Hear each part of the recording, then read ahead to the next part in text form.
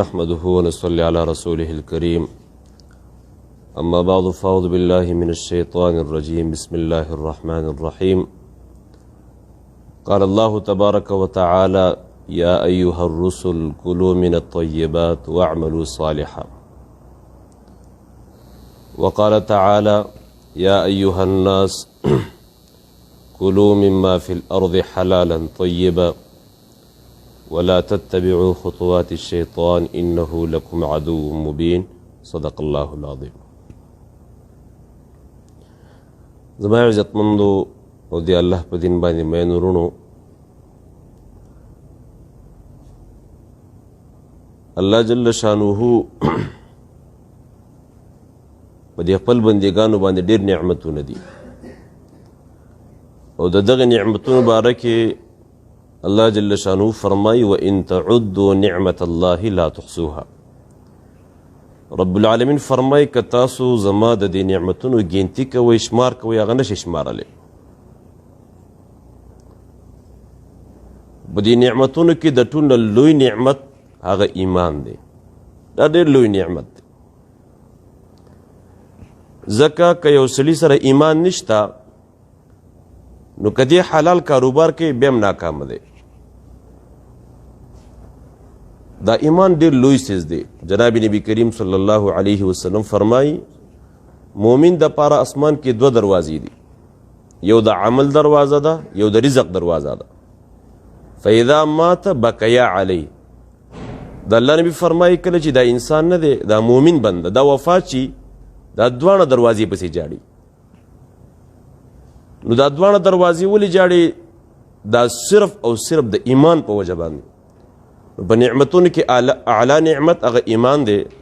په دې باندې ټول وایي الحمدلله چې رب العالمین دا د ایمان ناکړل. ومن یبتغي غیر الاسلام دینا فلن يقبل منه. دا رب العالمین اټکلي فیصله ده چې د اسلام په مقابله کې الله وایي ماته یو دین هم قبول نه دی. وهو فی الاخرة من الخاسرین. دا د خسارې سره او د نقصان سره مخامخ دی. موضوع د تجارت دا د کاروبار دا د معاشري یو اهم ضرورت دی. الله تبارک وتعالی قرآن مجید کې رب العالمین پیغمبران ته الله خطاب کوي یا ایها الرسل کلوا من الطیبات واعملوا صالحا. الله تبارک وتعالی تمام پیغمبران ته دې خبرې تعلیم ورکړی دی چې تاسو پاک مال خورئ واعملوا صالحا و نیک عمل کوئ. ګوره دلته خوراک مخې ته کلی دی، نیک عمل وروسته کلی دی. معلومه دا شوه چې د نیک عمل اثر هغه په خوراک باندې. کله چې حرام مال خورې الله رب العالمین دې موږ د حرام مال نه وساتي. زما عزتمندو جناب نبی کریم صلی الله علیه وسلم صحابو ته فرمایل صحابو تاسو مفلس سړی پیژنئ؟ مفلس عربی ژبه کې هر هغه چاته ویل کېږي چې د هغې د جامې او د خوراک وس نه کېږي. صحابه ورته ویل الله نبي بس دقې ته ویلی کېږي چې د جامې او د خوراک وس نه کېږي دا مفلس دی.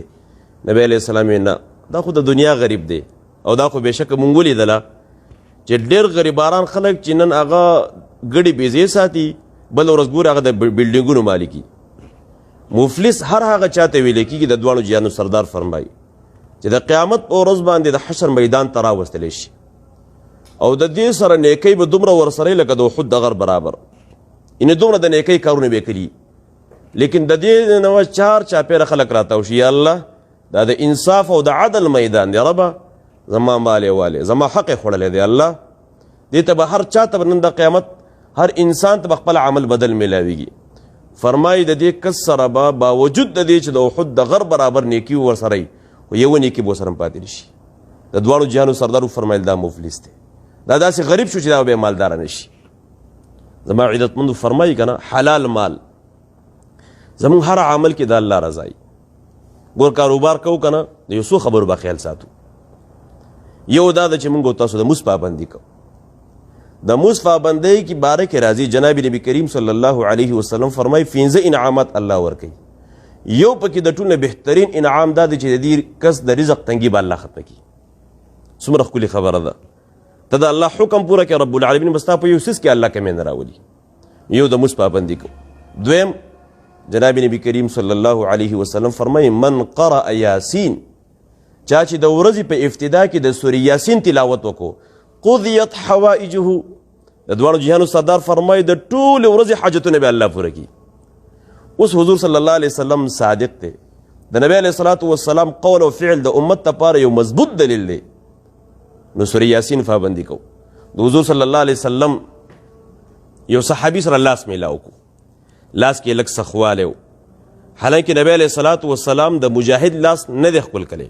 جهاد څومره لوی عمل دی. نبی علیه الصلاة والسلام د یو منګزار چې مسکونکی د هغې لاس نبی علیه السلام نه دی ښکل کړی. مونځ څومره لوی عمل دی، تبلیغ څومره لوی عمل دی، په خپل ځای باندې. لیکن صحابي سره لاس میلاو کړو، لاس کې سخوالی و. د دواړو جهانو سردار تپوس وکړو صحابي نه، تا دې لاس کې سخوالی ولې دی؟ وی د الله نبي دی باندې زه خپل بچو ته حلال مال ګټم.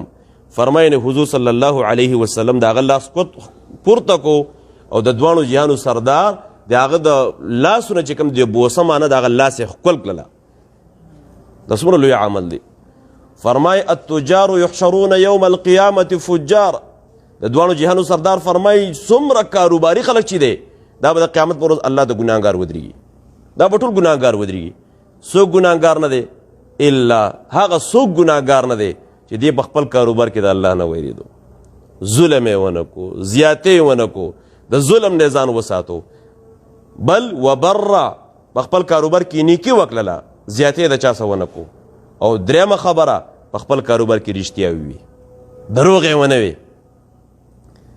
کاروبار کې دروغ ویل دا نقصان دی.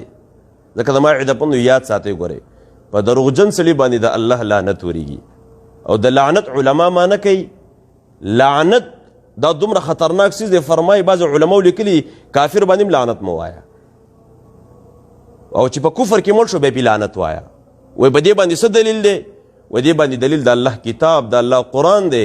ان الذین کفروا وماتوا وهم کفار اولئک علیهم لعنت الله. هغه خلک چې په کفر کې د دنیا نه لاړل په دې باندې اولنی لعنت د الله دی. والملائکة والناس اجمعین. کاروبار کې دروغ نه وایو، رښتیا خبرې کو، بالکل دروغ نه وایو. فرمائی قسم کھانے سے مال بک جاتا ہے مگر برکت نہیں. ستا په قسم بغل کې یقین وکي، لیکن هغه مال هغه دروغ چې تا کوم استعمال کړل د دې مال نه رب العالمین هغه برکت ختم کی. یو زمونږ او تاسو نیت کې فرق نه. آیات ساتي ګوره. حدیث مبارک مفهوم دی. زدا حدیث اکثر دا حدیث ویم. حدیث مبارک مفهوم دی. فرمایي حضور صلی الله علیه وسلم چې د قیامت په ورځ باندې د بعض کسانو ملاقات دی الله د جل شانه سره کله وشي، رب العالمین وهو غضبان الله رب العالمین به ورته ډېر څه غوسئ. وایي دا به کم خلک وي؟ وایي دا به هغه خلک چې حلال مال یې ګټلی، حرام مال هم نه. لږ غور سره دا خبر واورو. حلال مال به ګټلی، حرام مال به هم نه ګټلی، لیکن نیت پې غلطي. څنګه نیت پې غلطي؟ نیت کې بې دی چې ما ته خلک وایي چې دا خو ډېر غټ کاروباري سړی دی او دا خو ډېر لوی ډیلر دی. نیت کې دننه فرق دی، نیت یې غلط دی. اگر چې حلال مال یې ګټلی دی، فرمایي د دواړو جهادو سردار د رب العالمین سره په داسې حال کې ملاقات وشي چې الله به ورته غوسئ. ګوره حرام مال نه یادی، حلال مال یادی، خو نیت یې غلط دی.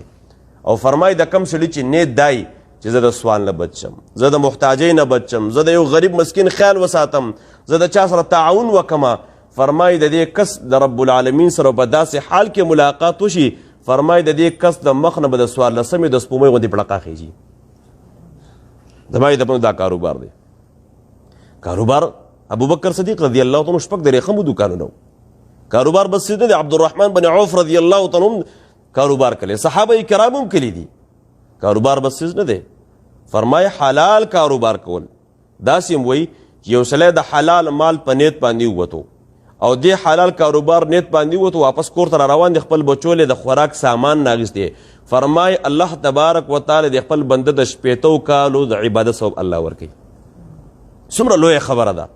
زما د پندو زمونږ امام صاحب، زمونږ د مسلک چې کوم امام دی، امام اعظم امام ابو حنیفه رحمه الله بارک راضي، هغه به چې کوم دی نو 40 مدرسین له چې هغه به د قرآن او د حدیث درس کو، د خپل جب نه به تنخواه ورکول. 14 مدرسې به د خپل جب د خرچې نه ساتلې. معلومیږي دا چې امام ابو حنیفه رحمه الله یو لوی تاجر و. تجارت دا ګناه نه ده. څنګه چې مخکې به یې وویې که نه چې کم خلق په خپل کاروبار کې د الله نه ویریدل، الله اکبر، د الله نه ویریدل، مع النبیین والصدیقین والشهداء والصالحین، د دې خلکو به د قیامت په ورځ باندې چا څه به ودرېږي؟ دا به د انبیاو په صف کې الله ودرېږي، دا به د شهداو په صف کې الله ودرېږي، دا به د صالحینو. او بله خبره اتفاق او اتحاد، کاروبار کې اتفاق. یاد ساتئ موږ د تبلیغ والا چې کله تبلیغ کې لاړ شي که نه، موږ ته مشران ډېر ښکلي کارګزاري وایي. تاسو دلته کارګزاري ما واورېدله که نه؟ هر کس د خپل کاروبار خپل یو کارګزاري سنا وکړله. په دې کارګزاري کې یوه خبره یاد ساتئ، یوه خبره چې کوئ، دوو خبرو کې ډېر زیات خیال ساتئ. یو خبره ده چې کله کارګزاري کې وایي چې موږ پلانکي کس ته پلانکي علاقې ته تلي، دا پکې وایي د الله په توفیق سره. چا په توفیق سره؟ د الله په توفیق. انسان خو ډېر کمزوری دی که نه؟ د الله په توفیق سره. توفیق معنا ده چې الله را توفیق راکړو، الله را صحت راکړو، زه لاړم مانو د الله په توفیق سره.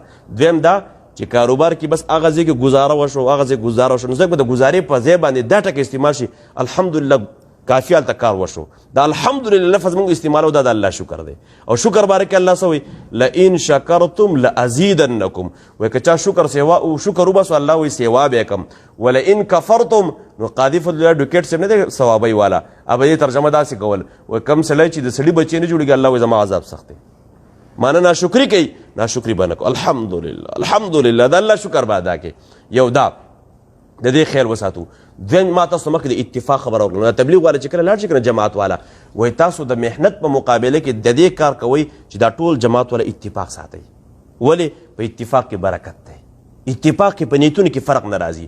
او که تاسو هلته ډېر محنت کوئ چې خلک د الله په لار کې وځي او خلک په تبلیغ کې وځي، خو چې خپل منځ کې ستاسو جوړ برابر نه دی که نه، اتفاق هم نشته، یا ساتئ په دغه محله کې به بې اتفاقي پیدا کړي او خلک به د الله په لار کې نه وځي. اتفاق ډېر ښه شی دی چې زمونږ او تاسو دا څومره ټیم چې کوم دی خپل منځ کې اتفاق. او اتفاق په څه راځي؟ د مشر او د کشر تمیز کول. بس د اتفاق یو اسانه لاره ده. د مشر دی هغه ادب کول، د هغه احترام کول. د الله نبي فرمایي کم سړی چې مشرانو قدر نه کوي زما امت نه دی، کم سړی کشرانو باندې شفقت نه کوي یا زما د امت نه دی. نو ته بس ډېر. او بله اهم خبره اخلاق. اخلاق ډېر لوی څیز دی. ګوره الله تبارک وتعالی د دواړو جهانو سردار په تربل تاکید سره الله صفت کوي، وانک لعلى خلق عظیم.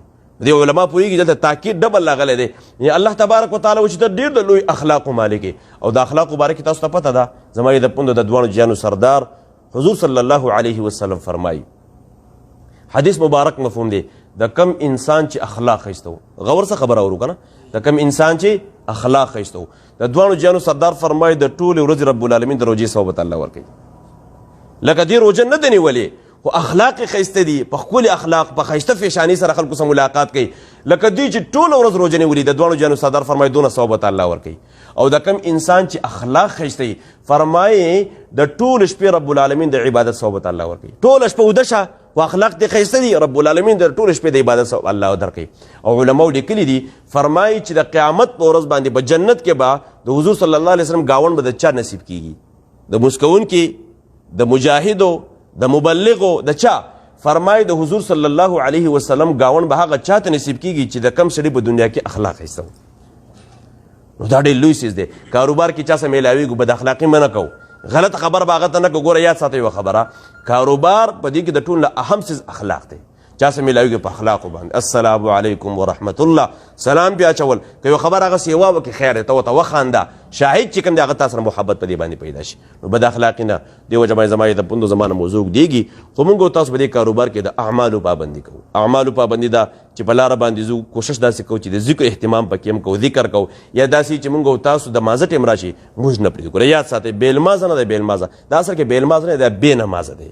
دا ډېر خطرناک څیز دی چې کوم سړی موږ نه کوي. یاد ساته دی په یو څیز کې به الله برکت نه اچوي، یو څیز کې به الله برکت نه اچوي. الله تبارک وتعالی دې عمل کولو توفیق راکړي او دا کاروبار د رب العالمین